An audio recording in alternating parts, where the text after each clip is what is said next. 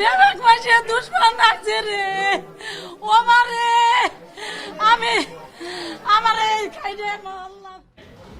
রাজধানীর আদ্দিন হাসপাতালে অন্তত ৬ নবজাতকের মৃত্যু। আইসিইউতে প্রসূতি মা সহ ৫ শিশু। এসি লিকেজ থেকে মৃত্যু। কর্তৃপক্ষের বিরুদ্ধে ধামাচাপা দেওয়ার অভিযোগ। তদন্ত চলছে, খতিয়ে দেখার আশ্বাস। বেবি বমি করতেছে এবং একে একে সবাই করতেছে, ২-৩ জনের মতো করতেছে। আমি তাড়াতাড়ি আসি, আমার বেবিকে ওই নার্স কিছু বলতে পারে না, আমি নিয়ে গেছি আমার বেবিকে কর্তব্যরত ডক্টরের কাছে। এদের গাফিলতি, এদের অবহেলার কারণে আমার যে ক্ষতিটা হলো, এই ক্ষতিটার কিভাবে তারা কি করবে। আসলে ঘটনায় বাচ্চাগুলো অসুস্থ হয়েছে ৬টার দিক থেকে। ৬টার সময় একসাথে ৬টা বাচ্চা, তখনই কিন্তু রোগীর লোকজন এবং নার্স সহ সবাই মিলে এনআইসিইউতেই নিয়ে গিয়েছে। বাচ্চাদের মৃত্যুর কারণগুলো খতিয়ে দেখার জন্য যে সময়টা, এই সময়টা কিন্তু আমরা এখনো পাই নাই। আমরা অ্যাক্টিভ তদন্তে আছি। আমরা এটা শেষ করলে তখন আমরা আপনাদেরকে জানাতে পারবো যে ঈদের আগের দিন পশুর হাটের দামে পড়তি। চট্টগ্রাম দর কমায়, বিক্রি বাড়লেও রাজধানীর হাটে ক্রেতা সংকট, লোকসানের শঙ্কায় বিক্রেতারা।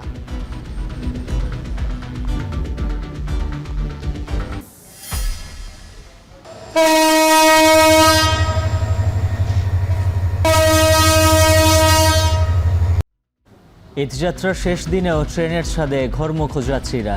বৈরী আবহাওয়ায় ভোগান্তি, মহাসড়কে কোথাও কোথাও যানজট, ধীরগতি। বাড়তি ভাড়া নেয়ার অভিযোগ অস্বীকার সড়ক মন্ত্রীর। টিকিট পাই নাই, যে ভিড়ের টিকিট পাওয়াটা বড় মুশকিল। 2বার টিকিট কাটছে, 2বার টিকিট সিরা ফালাই দিচ্ছে। টাকা লেখা দিব না, কয় টাকা করে ভাড়া নিতেছে ওনারা। প্রত্যেকটা বাসওয়ালা 1000 টাকা করে ভাড়া নিতেছে। ভাড়া বেশি নিয়েছে, বেশি চেয়েছে, এরকম দিতে হয়নি। রুটগুলিতে যান চলাচল মোটামুটিভাবে স্বাভাবিক আছে। ফাঁকা ঢাকার নিরাপত্তা নিশ্চিতে চোর ডাকাতদের তালিকা তৈরি করে ব্যবস্থা নিচ্ছে ডিএমপি। গুরুত্বপূর্ণ এলাকায় টহল জোরদার, আবাসিক এলাকায় পেট্রোলিং।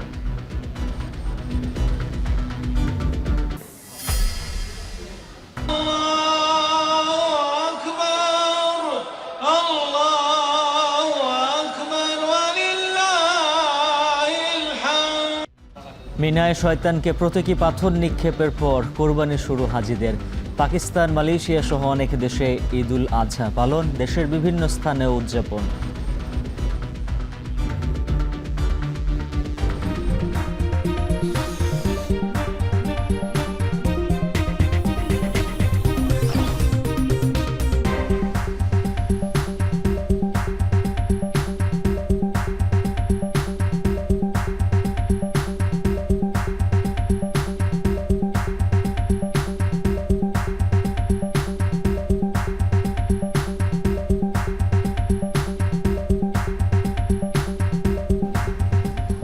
শুনছিলেন শিরোনাম, স্বাগত জানাচ্ছি এখন দুপুরের সঙ্গে রয়েছি আমি তানজিলা খান মিন এবং আমি উজ্জ্বল হাফিজ।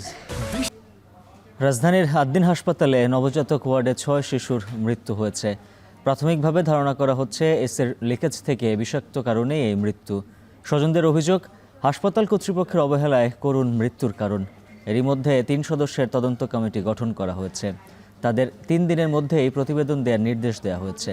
বিস্তারিত সানি মৃধার প্রতিবেদনে। আমার মেয়ে কয় মারে ও মা তোমারে বেবেক মাসে দুশ্মন লাগছে রে।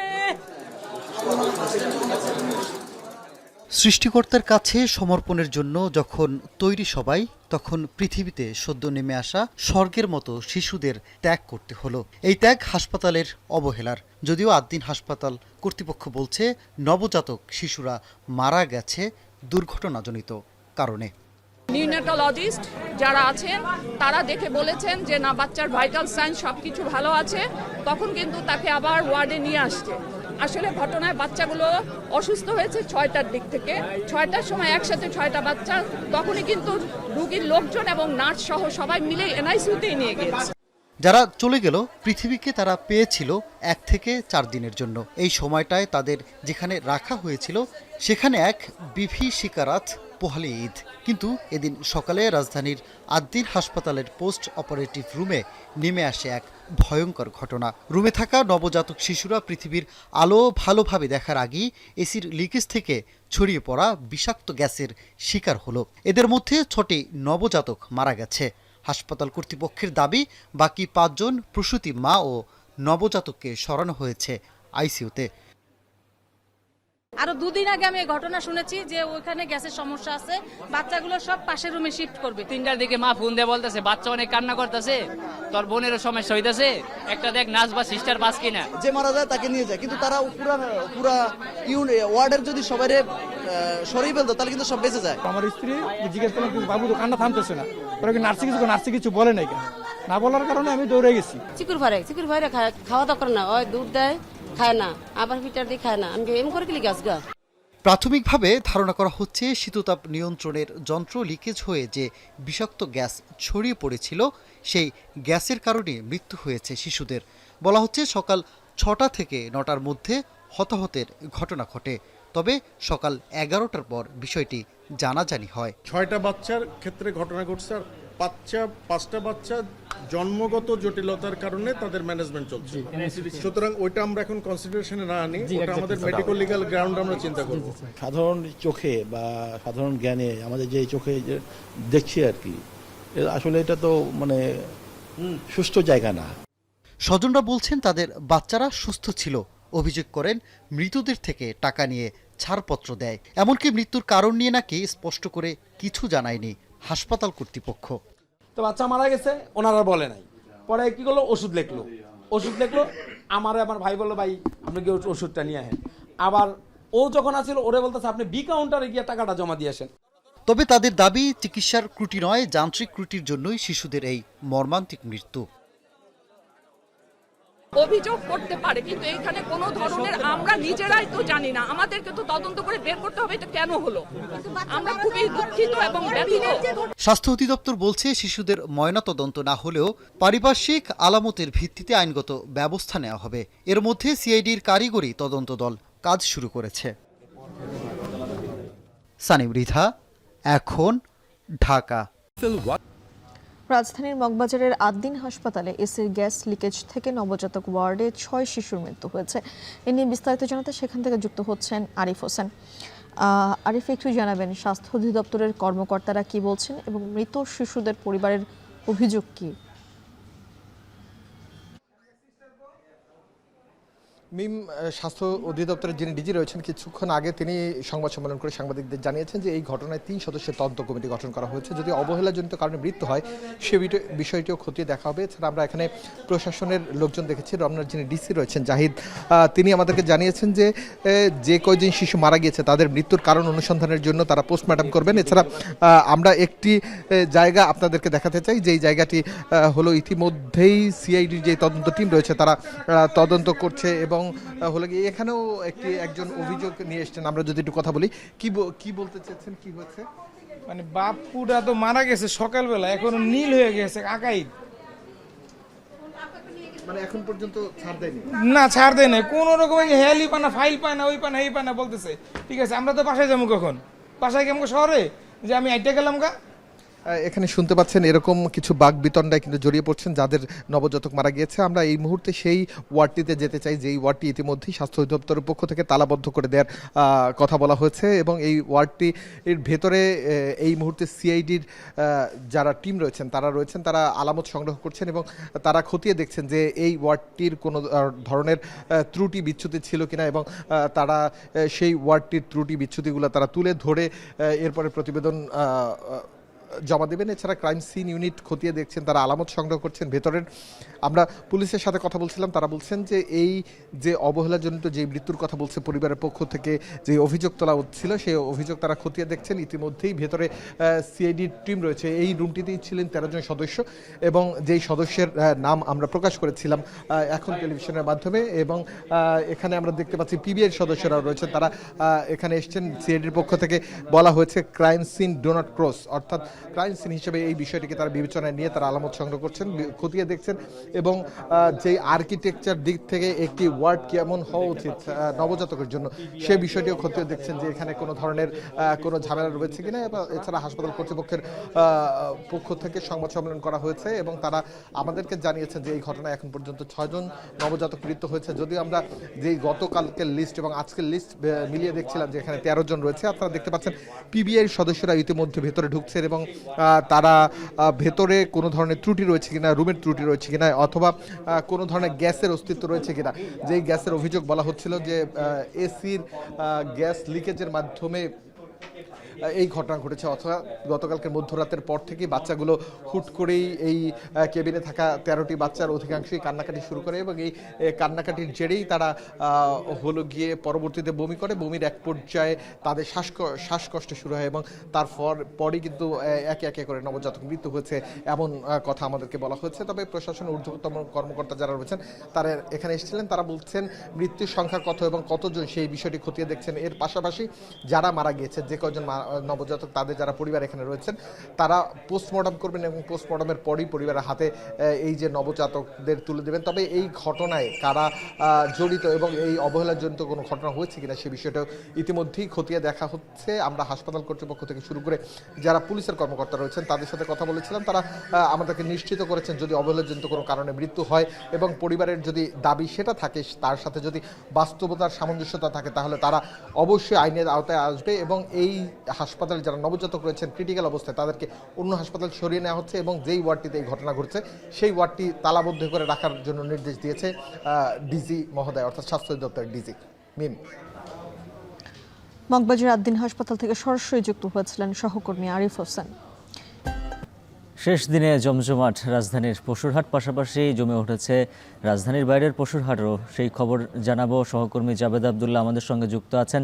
চট্টগ্রাম থেকে যুক্ত আছেন সহকর্মী হোসাইন জিয়াদ এবং খুলনা থেকে যুক্ত আছেন সহকর্মী রামিম চৌধুরী। শুরুতেই যাচ্ছি জাবেদের কাছে। জাবেদ, জানাবেন পশু কেনাবেচা এখন কেমন চলছে, দরদাম কেমন, বিক্রেতারা কি বলছেন?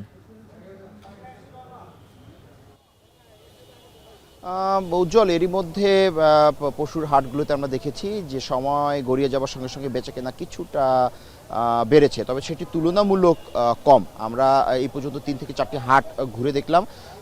অনেক জায়গায় দেখেছি যে গরুর তুলনায় ছাগলের চাহিদা বেশি, অর্থাৎ ক্রেতা সাধারণ ছাগল কেনার জন্য কিছুটা মরিয়া, আমরা এমনটা দেখেছি।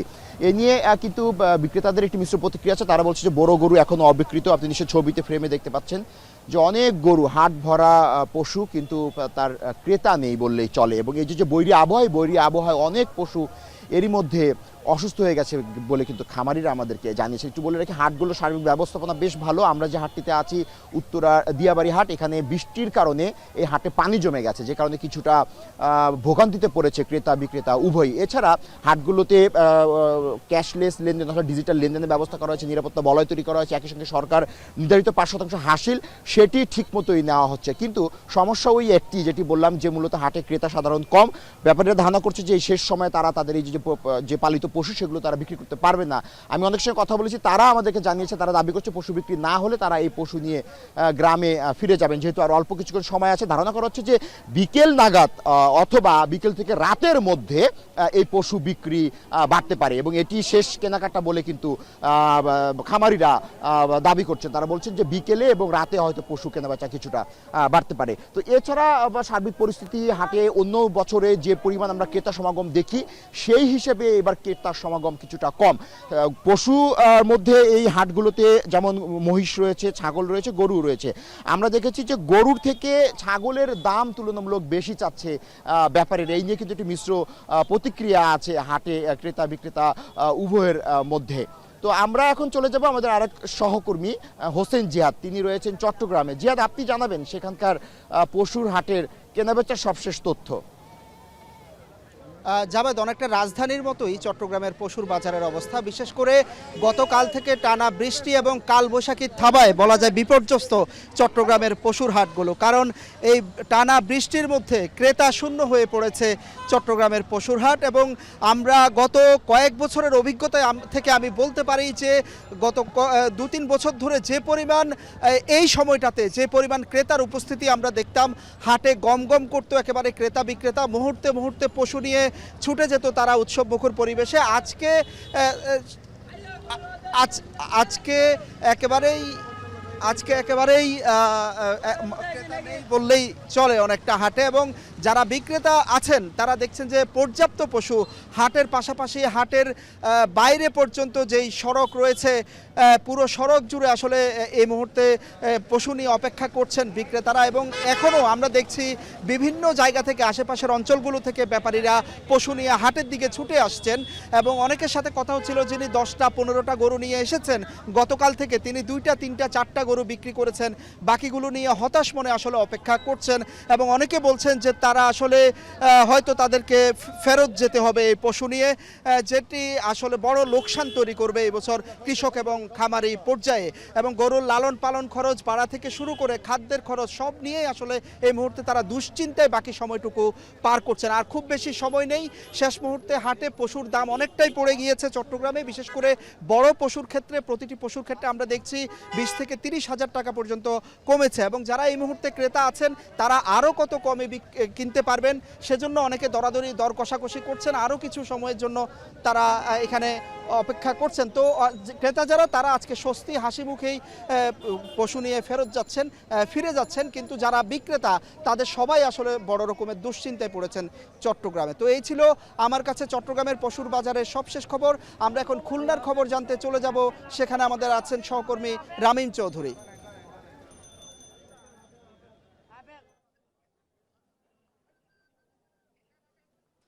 জিয়াদ, খুলনাতে কিন্তু যে পশুর হাটগুলো রয়েছে প্রত্যেকটি পশুর হাটে কিন্তু বেশ জমজমাট অবস্থা। তবে সকাল থেকেই কিন্তু বিভিন্ন জায়গাতে আবহাওয়া খারাপ ছিল এবং যার ফলে কিন্তু বৃষ্টি হয়েছে এবং হাটগুলোতে কিছুটা পানি জমেছে, যার ফলে কিন্তু এখানকার যারা ক্রেতা বিক্রেতা রয়েছে তাদের কিন্তু কিছুটা সমস্যা হচ্ছে এই পানি জমার কারণে। তারপরেও এই মুহূর্তে কিন্তু একেবারেই ভর দুপুর বলে চলে এবং এই সময়টাতে ক্রেতার সংখ্যা কিন্তু কিছুটা কম। তবে হাটগুলোতে সকালের তুলনায় ক্রেতা সংখ্যা কিন্তু কিছুটা বেড়েছে। এখানে দরদামের কিন্তু কিছুটা পরিবর্তন হয়েছে। গতকালকে আমরা যে গরুর যে দাম দেখেছিলাম, আজকে কিন্তু খামারিরা বলছেন গরুর দাম কিন্তু কিছুটা কমিয়ে দিয়েছেন বিক্রেতারা, এবং এখানে কিন্তু প্রচুর গরু রয়েছে। আমরা এই মুহূর্তে কিন্তু জোড়াগেট পশুর হাটে রয়েছি, এটি নগরীর একমাত্র পশুর হাট এবং এখানে কিন্তু সিটি কর্পোরেশন দ্বারা পরিচালিত হয়। এই হাটে আমরা দেখেছি যে বিভিন্ন খামারিরা বিভিন্ন ব্যাপারীরা তারা কিন্তু তাদের যে গরু ছাগল সেগুলো নিয়ে তারা এই হাটে তুলেছেন এবং সেই হাটটা কিন্তু গত 21 তারিখ থেকে শুরু হয়েছে এবং আজকে সবশেষ হাট বললেই চলে, কারণ আগামীকাল ঈদের দিন সকাল পর্যন্ত এই হাট চলবে এবং আজকে পুরো সারা রাত বললে চলে যে এই পশুর হাটে কিন্তু চলবে। এখানকার আইনশৃঙ্খলা পরিস্থিতি কিন্তু অনেকটাই ভালো। গত কয়েকদিন ধরে আমরা দেখছি এখানে তেমন কোনো অপ্রীতিকর ঘটনা কিন্তু এখনো পর্যন্ত ঘটেনি। এখানকার যে মাঝারি সাইজের যে গরুগুলো এসেছে সেই গরুগুলোর কিন্তু চাহিদা এখানে অনেকটাই বেশি এবং দামও কিন্তু তুলনামূলক বেশি। একেবারে ছোট সাইজ এবং যে বড় সাইজের যে গরুগুলো রয়েছে সেগুলোর দাম কিন্তু কিছুটা কম, তবে মাঝারি সাইজের যে গরুগুলো রয়েছে সেগুলোর দাম কিন্তু কিছুটা বেশি ধরা হচ্ছে। বিশেষ করে 1.5 লাখ থেকে 2 লাখ টাকার মধ্যেই কিন্তু এই মাঝারি সাইজের যে গরুগুলো রয়েছে সেগুলো কিন্তু বিক্রি করা হচ্ছে। এখানে বিক্রেতারা যেটি বলছেন যে মূলত গত বছরের তুলনায় এবছর বিক্রির পরিমাণ কিন্তু কিছুটা কম, কিন্তু তারপরেও যেটি বললে চলে যে আজকে যে সারা রাত রয়েছে সেই সারা রাতে কিন্তু ভালোই বেচা বিক্রি হবে বলে জানিয়েছেন বিক্রেতারা। তো সব মিলিয়ে এই ছিল আমার কাছে খুলনা থেকে পশুর হাটের সবশেষ খবর। প্রিয়জনের সাথে ঈদ উদযাপনে বাড়ির পথে নগরবাসী, তবে বৈরী আবহাওয়ায় ভোগান্তি পোহাতে হচ্ছে। এদিকে বাড়তি ভাড়া নেওয়ার অভিযোগ রয়েছেন অনেক ভুক্তভোগীর কাছে। বাস টার্মিনাল থেকে ঈদ যাত্রার খবরাখবর জানাতে রাজধানীর গাবতলী থেকে যুক্ত হচ্ছেন মেহরাব সুমন। মেহরাব, জানাবেন বাস টার্মিনালে যাত্রীচাপ কেমন দেখছেন? সব বাস সময় মতো ছেড়ে যাচ্ছে কিনা এবং গাবতলীতে বাড়তি ভাড়া নেওয়ার কোনো অভিযোগ রয়েছে কিনা?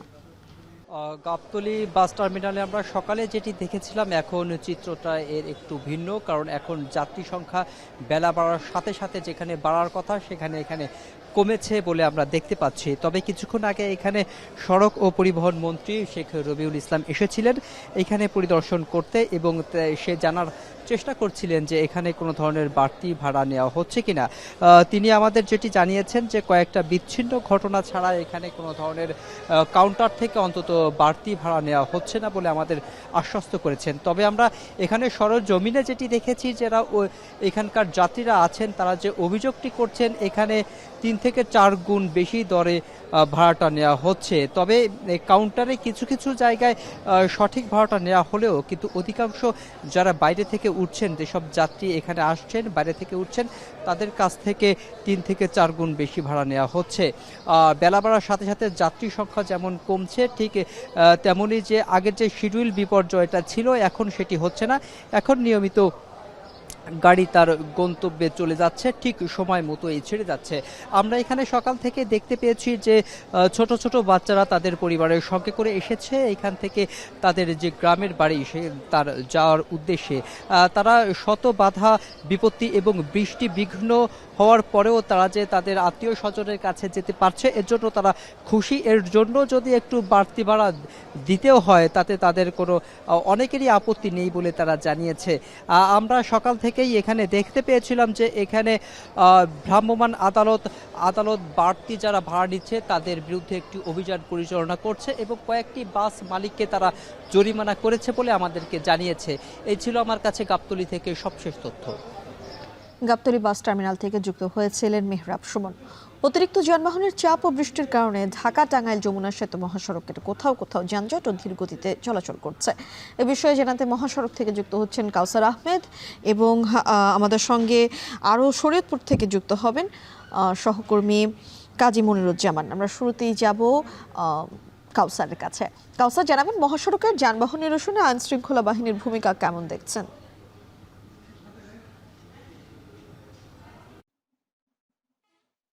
মিম, আইন শৃঙ্খলা বাহিনী সর্বোচ্চ সহযোগিতা করার চেষ্টা করছে। আমরা যতটুকু জানতে পেরেছি যে এই মহাসড়কে জ্বালানির অভাবে বেশ কয়েকটি যানবাহন বিকল হয়েছিল, এছাড়াও কয়েকটি যানবাহনের ইঞ্জিনের সমস্যা হয়েছিল, সেগুলোও কিন্তু এই জেলা পুলিশের পক্ষ থেকে এবং মেকানিক নিয়ে তারা সেই যানবাহন সচল করে তার পরবর্তীতে তারা এই মহাসড়কে যানবাহন স্বাভাবিক রাখার আপ্রাণ চেষ্টা করে যাচ্ছেন। আমরা দেখেছি যে এই মহাসড়কে ভোর রাত থেকে শুরু করে এখন পর্যন্ত অন্তত 13টি দুর্ঘটনা যানবাহন বিকল। এছাড়াও সেতুতে একাধিক দুর্ঘটনা যানবাহন বিকল হওয়ার কারণেই অতিরিক্ত যানবাহনের চাপ এবং এই দফায় দফায় বৃষ্টির কারণে এই যানজটের সৃষ্টি হচ্ছে, যেখানে মানুষের চরম ভোগান্তি পোহাতে হচ্ছে। আমরা দেখেছি সকাল থেকে এখন পর্যন্ত কয়েক দফায় যমুনা সেতুর উভয় পাশেই উত্তরবঙ্গগামী যানবাহন চলাচল করেছে। তখন এই ঢাকাগামী লেন বন্ধ করে দেওয়া হয়েছিল সিরাজগঞ্জ প্রান্ত থেকে। এখনো কিন্তু যানবাহনের কিছুটা সময় সামনের দিকে এগোলেও আবার আধা ঘন্টা 1 ঘন্টার সময় যানবাহন একই স্থানে দাঁড়িয়ে যাচ্ছে। তবে তারপরও পুলিশ বলছে যে তারা এই যে অতিরিক্ত যানবাহনের চাপ সামাল দিতে তারা আপ্রাণ চেষ্টা করে যাচ্ছেন। আর আমরা দেখেছি যে এই যানজটে থাকার পরও এলেঙ্গা বাস স্ট্যান্ড, রাবনা, নগর জলপাই সহ গুরুত্বপূর্ণ এলাকায় এখনো ঘরমুখো মানুষের উপচে পড়া ভিড় আমরা লক্ষ্য করেছি। রাত পোহালেই ঈদ, শেষ মুহূর্তে মানুষ বাড়ি যেতে বাস বা গণপরিবহন না পেয়ে জীবনের ঝুঁকি নিয়ে বাধ্য হয়ে খোলা ট্রাক ও পিকআপে তারা গন্তব্যে যাওয়ার চেষ্টা করছে। তো মিম, এই ছিল আমার কাছে ঢাকা টাঙ্গাইল যমুনা সেতু মহাসড়কে ভোগান্তির সর্বশেষ তথ্য। টাঙ্গাইল থেকে মহাসড়ক থেকে যুক্ত হয়েছিলেন কাউসার আহমেদ। এবারে আমরা যাচ্ছি মনিরুজ্জামানের কাছে। তিনি আছেন পদ্মা সেতুর টোল প্লাজায়, দক্ষিণ পশ্চিমাঞ্চলের যে প্রবেশদ্বার পদ্মা সেতু, সেই পদ্মা সেতুর মাওয়া প্রান্তের টোল প্লাজাতে। মনির, একটু জানতে চাই আপনার কাছে সড়ক মহাসড়কের যান চলাচলের চিত্র।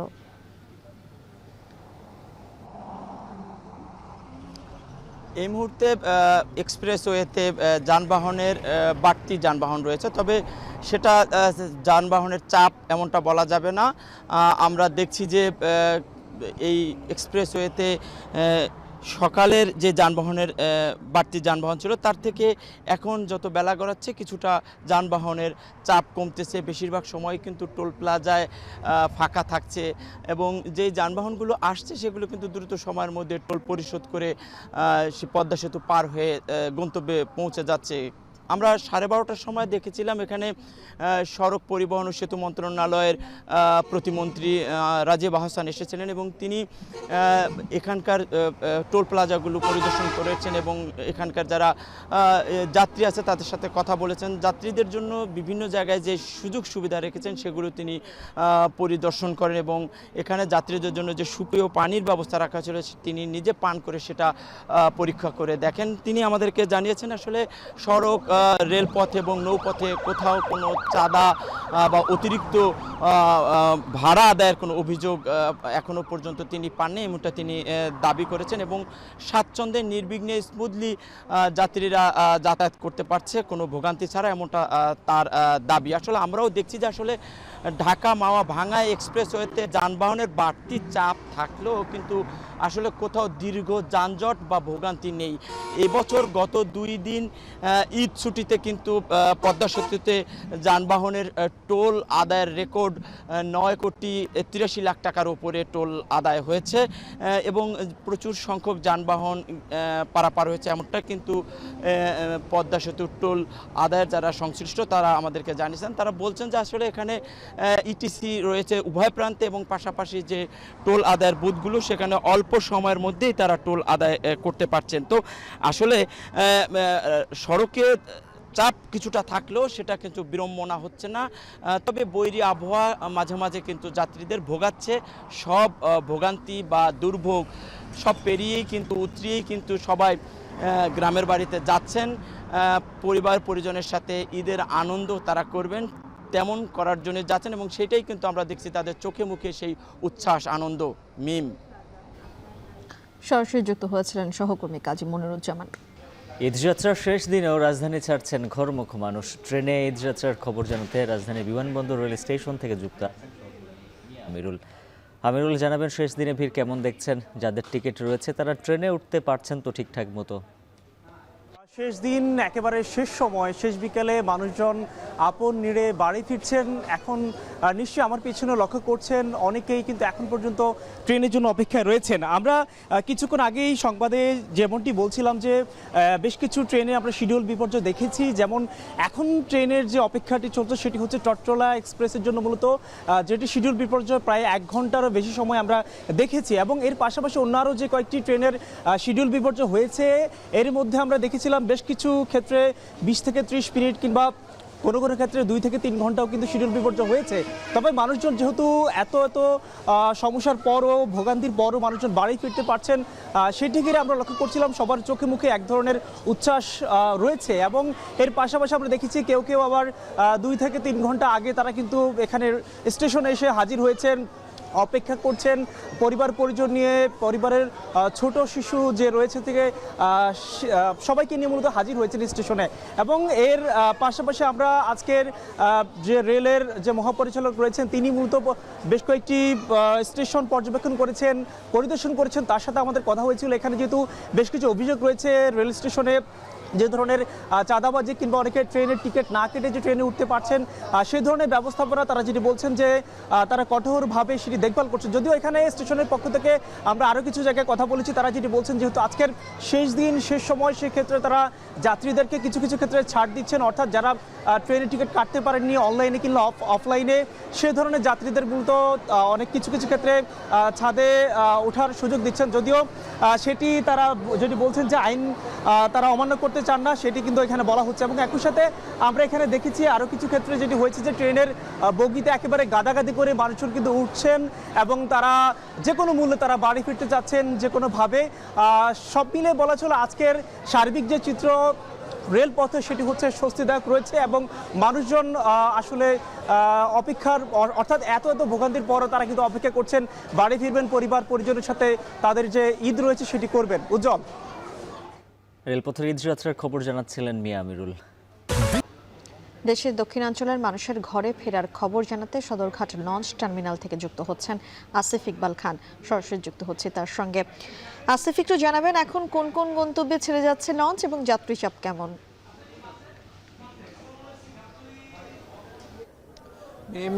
এর আগের বুলেটিনে যেমনটি বলছিলাম যে বৈরী আবহাওয়ার কারণে ঈদের একদিন বাকি থাকলেও আসলে সদরঘাটে যে কাঙ্ক্ষিত যাত্রী থাকার কথা বা ঈদের আগের দিন যে ধরনের যাত্রী থাকে সেটি অনুপস্থিত ছিল। এখনও ঠিক চিত্রটা তেমনই আছে, তবে একটু পার্থক্য হলো যে যেহেতু বৈরী আবহাওয়াটা কিছুটা কেটে গেছে সেহেতু আমরা দেখছি যে যাত্রীর পরিমাণ কিছুটা বাড়ছে এবং যাত্রীর সংখ্যা কিন্তু সকালের তুলনায় কিছুটা বেড়েছে। তারপরও বলতে হয় যে অন্যান্য ঈদের তুলনায় যাত্রী সংখ্যা আজকে তারপরও অনেকটা কম রয়েছে, কারণ অনেকে আশঙ্কা করছেন যে হয়তো দিনের সামনের ভাগে হয়তো আবহাওয়া খারাপ হতে পারে, সেই জন্য তারা এই নৌ রুটটাকে না ব্যবহার করে তারা কিন্তু সড়ক পথটা ব্যবহার করছেন।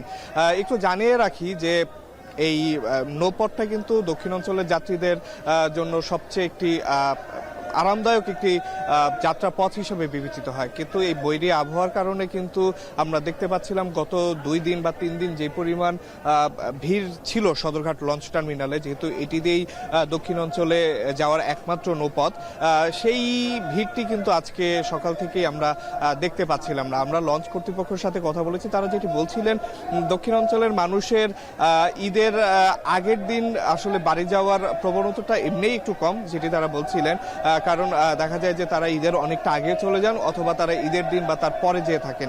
কিন্তু তারপরও আজকে যেই পরিমাণ ভিড়টি ছিল সেটি কিন্তু তুলনামূলক কম। আমরা দেখতে পাচ্ছি যে যারা লঞ্চ কর্তৃপক্ষ রয়েছে তারা কিন্তু ডেকে ডেকে যাত্রীদের লঞ্চে ঢোকানোর একটি চেষ্টা করছেন, যেটি কিন্তু সচরাচর দেখা যায় না, কারণ আমরা যেটি দেখে অভ্যস্ত যে যাত্রী বোঝাই হয়ে লঞ্চ যায়, কিন্তু আজকে আমরা দেখতে পাচ্ছি যে ডেকে ডেকে লঞ্চ ভরার চেষ্টা করা হচ্ছে এবং সেই সাথে সাথে লঞ্চ কর্তৃপক্ষ যেটি আমাদের বলছিলেন যে লঞ্চ ভরার পরেই তারা ছাড়ছেন, অর্থাৎ নির্ধারিত কোনো সময় মানা হচ্ছে না, লঞ্চ যখন ভরছে তখনই কিন্তু লঞ্চ ছাড়ার চেষ্টা করা হচ্ছে। তো এখন পর্যন্ত সদরঘাট লঞ্চ টার্মিনালে ঈদ যাত্রার এই ছিল আমার কাছে সর্বশেষ। সরাসরি লঞ্চঘাট থেকে যুক্ত হয়েছিলেন আসিফ ইকবাল খান। মুজদালিফায় রাত্রি যাপন শেষে মিনায় শয়তানকে প্রতীকী পাথর নিক্ষেপ করেছেন হাজিরা। এরপর পশু কোরবানি শেষে ইহরাম ছাড়েন তারা। পবিত্র কাবা তাওয়াফ করে প্রদক্ষিণ করেন সাফা মারওয়া পাহাড়। আগামী বছর থেকে হজে অংশগ্রহণকারীর সংখ্যা আরও বাড়ানোর ঘোষণা সৌদি সরকারের। আরও জানাচ্ছেন জাহানারা ভুইয়া।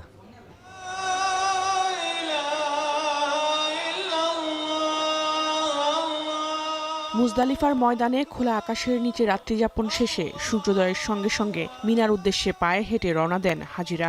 সেখানে ফিরে জামারায় শয়তানকে প্রতীকী পাথর নিক্ষেপ করেন তারা। বড় শয়তানকে মারা হয় 7টি কঙ্কর। যদিও ধাপে ধাপে বড় ও ছোট শয়তানকে মোট 21টি কঙ্কর নিক্ষেপ করা ধর্মীয় নীতি অনুযায়ী ওয়াজিব। মুজদালিফা থেকে এসব পাথর সংগ্রহ করেছিল হাজিরা।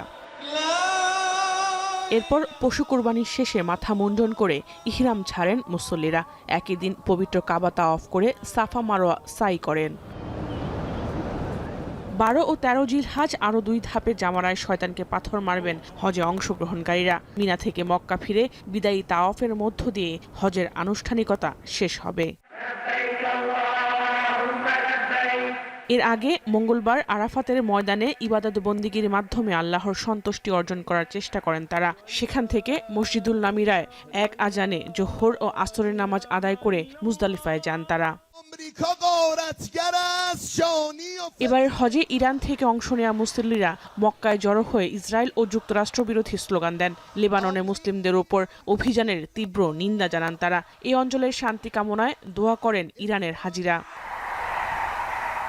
হজের ব্যবস্থাপনা নিয়ে বেশ তৎপর দেখা যায় সৌদি সরকারকে। মিনায় হজের দায়িত্বে থাকা স্পেশাল সিকিউরিটি ফোর্স ও সিভিল ডিফেন্স ইউনিটের কার্যক্রম পর্যবেক্ষণ করেন সৌদির স্বরাষ্ট্রমন্ত্রী যুবরাজ আব্দুল আজিজ বিন সৌদ বিন নাইফ। এবছর হজে বিশ্বের বিভিন্ন দেশ থেকে প্রায় 15 লাখ মুসল্লি অংশ নিয়েছেন। বাংলাদেশ থেকে হজ করছে 78,000-এর বেশি মানুষ। সামনের দিনগুলোতে হজে অংশ নেওয়া মুসল্লির সংখ্যা আরও বাড়ানো হবে বলে জানিয়েছে রিয়াদ প্রশাসন। জাহানারা ভুইয়া, এখন বিশ্ব। ত্যাগের মহিমায় মালয়েশিয়ায় উদযাপিত হচ্ছে পবিত্র ঈদুল আজহা। নামাজ আদায় শেষে আল্লাহর সন্তুষ্টি লাভের আশায় পশু কোরবানি দিচ্ছেন দেশটির মুসল্লিরা।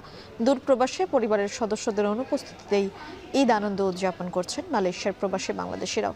শাহরিয়ার তারিকের পাঠান তথ্যচিত্র বিস্তারিত। মঙ্গলবার স্থানীয় সময় সকাল 8টার কিছু পর রাজধানী কুয়ালালামপুর সহ মালয়েশিয়ার বিভিন্ন মসজিদ ও খোলা মাঠে অনুষ্ঠিত হয় ঈদ জামাত। সব ভেদাভেদ ভুলে এক কাতারে নামাজ আদায় শেষে রীতি মেনে কোলাকুলিতে মাতেন মুসল্লিরা। শুধু স্থানীয়রাই নন, এসব জামাতে প্রবাসী বাংলাদেশিদের উপস্থিতি ছিল চোখে পড়ার মতো। পরিবার থেকে দূরে থাকায় কিছুটা কষ্ট নিয়েই ঈদ আনন্দ ভাগাভাগি করছেন তারা। কষ্ট লাগে, এগুলা অনেকজন মনে পড়ে যে আজকে একটা দিন, আগামীকালকে আমাদের দেশে ঈদ, কিন্তু এগুলা যখন দেখি না তখন আমাদের কষ্ট লাগে। তারপরও আমরা প্রবাসে আজকে ঈদের দিন ছুটি পাইছি। আমরা বন্ধু বান্ধব সবাইকে নিয়ে আমরা বিভিন্ন মালয়েশিয়া পর্যটক জায়গার মাঝে ঘুরতে যাব। কোম্পানি ছুটি দিয়েছে মাত্র একদিন, তো ঈদের ছুটিতে একদিন পেয়ে ঈদুল আজহার ঈদ উদযাপন করলাম। ঈদ রইল একটা নতুন আনন্দ উৎসবের মতো আমরা ঈদ করতেছি, সমস্ত মুসলিম উম্মার উন্নতি কামনা করতেছি। নামাজ শেষে শুরু হয় পশু কোরবানির আনুষ্ঠানিকতা। ধর্মীয় ও স্থানীয় নিয়ম মেনে গরু ও ছাগল কোরবানি দেন ব্যবসায়ী ও বিভিন্ন পেশাজীবী বাংলাদেশিরা। প্রত্যেকটা গরু আমরা 4 দিন 5 দিন আগে ওরা এসে ব্লাড নিয়ে যায়, ব্লাড টেস্ট করে ওরা আবার চেক করে অনুমোদন দেওয়া যায়, সেই অনুমোদনের কাগজ সহকারে আমাদের গরু কোরবানি করতে হয়। প্রবাসীরা জানান ধর্মীয় বিধান অনুযায়ী কোরবানির মাংস নিজেদের মধ্যে ভাগাভাগির পাশাপাশি স্থানীয় ও শ্রমজীবী সম্প্রদায়ের মাঝেও বিতরণ করবেন তারা। এখন মালয়েশিয়া। সৌদি আরবের সঙ্গে মিল রেখে দেশের বিভিন্ন জেলায় পবিত্র ঈদুল আজহা উদযাপিত হয়েছে। বরিশাল, চট্টগ্রাম, দিনাজপুর, ঝিনাইদহ, সাতক্ষীরা ও নারায়ণগঞ্জ সহ বিভিন্ন স্থানে অনুষ্ঠিত হয় ঈদ জামাত। নামাজ শেষে দেশ ও জাতির শান্তি সমৃদ্ধি কামনায় বিশেষ মোনাজাত করা হয়। বিস্তারিত থাকছে প্রতিবেদনে। সকালের আলো ফোটার সঙ্গে সঙ্গে দেশের বিভিন্ন জেলায় ঈদের আনন্দে মেতে ওঠেন হাজারো মানুষ। সৌদি আরবের সঙ্গে মিল রেখে পবিত্র ঈদুল আজহার নামাজ আদায় করেন তারা। বরিশাল নগরীর পূর্ব হরিণাফুলিয়া চৌধুরী বাড়ির শাহ সুফি মমতাজিয়া কেন্দ্রীয় জামে মসজিদে বুধবার সকাল 8টায় অনুষ্ঠিত হয় ঈদের জামাত। নামাজ শেষে একে অপরের সাথে কোলাকুলি করেন ধর্মপ্রাণ মুসল্লিরা। বিভাগের অন্তত 20,000 পরিবার সৌদি আরবের সঙ্গে মিল রেখে ঈদ উদযাপন করেছেন। আজ ঈদুল আজহার নামাজ আদায় করেছি, যেহেতু গতকালকে হজ পালিত হয়েছে সৌদিতে, সারা বিশ্বের মুসলমান ওখানে উপস্থিত হয়েছে, সবাই হজ পালন করছে। আল্লাহর কাছে তো ওই বালা মুসিবতের জন্য দোয়া চাইলাম, তো আল্লাহ তুমি ক্ষমা না করলে আর তো করণীয় ক্ষমতা নাই। চট্টগ্রামের চন্দনাইশ ও সাতকানিয়ার প্রায় 60টি গ্রামেও উদযাপিত হয় ঈদ। কয়েকশো বছরের পুরনো নিয়ম অনুসারে জাহগিরিয়া শাহ সুফি মমতাজিয়া দরবার ও সাতকানিয়ার মির্জাখিল দরবার শরীফের অনুসারীরা এদিন ঈদ উদযাপন করেন। সকাল 8টায় অনুষ্ঠিত হয় ঈদের জামাত। নামাজ শেষে দেশ ও জাতির শান্তি সমৃদ্ধি কামনায় বিশেষ মোনাজাত করেন মুসল্লিরা। দিনাজপুর জেলার অর্ধ শতাধিক স্থানে অনুষ্ঠিত হয় ঈদের জামাত। প্রায় 2000 পরিবার সৌদি আরবের সঙ্গে মিল রেখে ধর্মীয় ভাব গাম্ভীর্যের মধ্য দিয়ে ঈদ উদযাপন করেন। পটুয়াখালীর বিভিন্ন এলাকায় ঈদের নামাজ আদায় করেন মুসল্লিরা। আজকে ঈদের দিন আমাদের অনেক খুশি লাগছে। আসলে কি সৌদির সাথে না, এটা হচ্ছে বিশ্বাস সূত্রে বিশ্বের যে কোনো রাষ্ট্রে যদি বা সংবাদ বাহক যেটা বিশ্বস্ত হইতে হবে তাদের মাসালা হিসেবে সেই সুস্বাস্থ্য যদি আমরা শুনতে পাই, সেই অনুভূতির হারেই এখানে সেভাবে ঈদ হচ্ছে। ঝিনাইদহের হরিণাকুণ্ডুর চটকাবাড়িয়া আহলে হাদিস জামে মসজিদ সহ কয়েকটি স্থানে ঈদের জামাত অনুষ্ঠিত হয়। বৃষ্টির কারণে অনেক জায়গায় মসজিদের ভেতরেই নামাজ আদায় করেন মুসল্লিরা। এদিকে নারায়ণগঞ্জের ফতুল্লার লামাপাড়ায় জাহকিরিয়া তরিকার অনুসারীরা সকাল 9টায় ঈদের জামাতে ঈদের নামাজ আদায় করেন। এ সময় ঢাকা, গাজীপুর ও নারায়ণগঞ্জের বিভিন্ন এলাকা থেকে মুসল্লিরা সেখানে জড়ো হন। নামাজ শেষে দেশ, জাতি ও বিশ্ব মুসলিম উম্মার শান্তি, সমৃদ্ধি ও কল্যাণ কামনায় বিশেষ দোয়া ও মোনাজাত করা হয়। এছাড়া চাঁদপুর, সাতক্ষীরা, মৌলভীবাজার, চাঁপাইনবাবগঞ্জ সহ দেশে আরও কয়েকটি জেলার বিভিন্ন গ্রামে সৌদি আরবের সঙ্গে মিল রেখে পালিত হয় ঈদ। ঈদের নামাজ শেষে পশু কোরবানি দেন মুসল্লিরা। আফনান অপসরা, এখন। এ ছিল এখন দুপুর। এখন টেলিভিশন ওয়েবসাইট দেখতে ভিজিট করুন এখন.tv। ফেসবুকে দেখুন facebook.com/tv.এখন আর ইউটিউবে দেখুন youtube.com/c/echontv।